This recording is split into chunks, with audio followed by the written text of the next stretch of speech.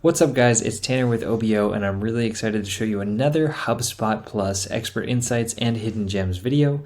Today's really exciting because now finally we have workflow automations for associations. I'm going to show you the 4 actions you can do with associations inside of workflows, and then I'm going to give you a quick example and show you how it works. Remember, triggers are super dependent upon your use case. The possibilities are truly endless with this. Make sure you apply this to your own use case. When we search for associations in our new actions, we have 4 right here. We have remove association labels, update association labels, create association labels, and apply association labels. I'm going to show you all 4 of these. First, let's start with remove association labels. And remember, you can do this with a contact, a deal, a company, doesn't matter. And you can associate it with any of these objects as well. So we're going to do company.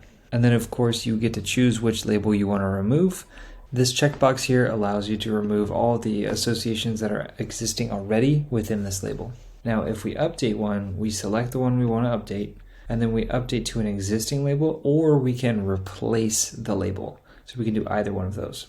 When we create an association, we can either choose to have a label with it or not have any labels attached.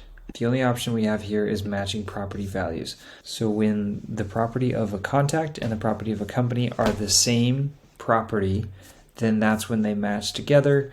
I'm going to show you an example here in a second with the same street address. And finally, we'll go to apply association labels. If we have this box checked here, all of the selected labels are going to associate with all of the records that enroll inside of this trigger. Otherwise, we can choose by matching a property by the property value of the enrolled record, whether it's big enough, small enough, or we can do it by the property value of the associated records. So if the associated records property is big enough or small enough, then we apply the label. So in this example here, we're going to match the street address for both the contact and the company. So if the contact street address is the same, then we're going to create an association to that company as well.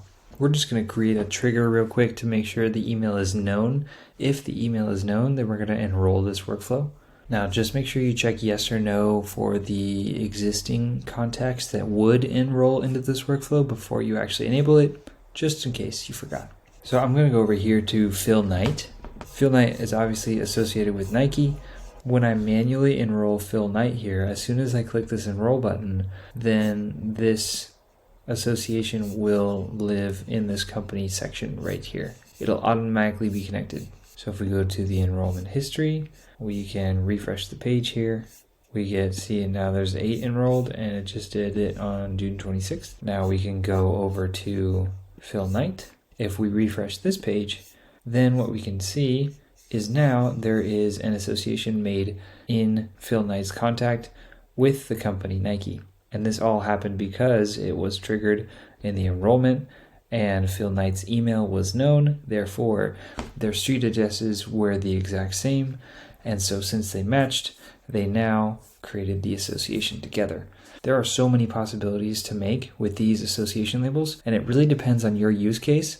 A quick tip, if you find yourself continually making manual associations, think about how you can put that into a workflow to automate it, so that you don't have to do it manually every single time. If you have any questions, let me know. I'd be happy to answer them for you. I'm Tanner with OBO. That was another HubSpot Plus Expert Insights and Hidden Gems video. Thanks for tuning in. We'll see you guys next time.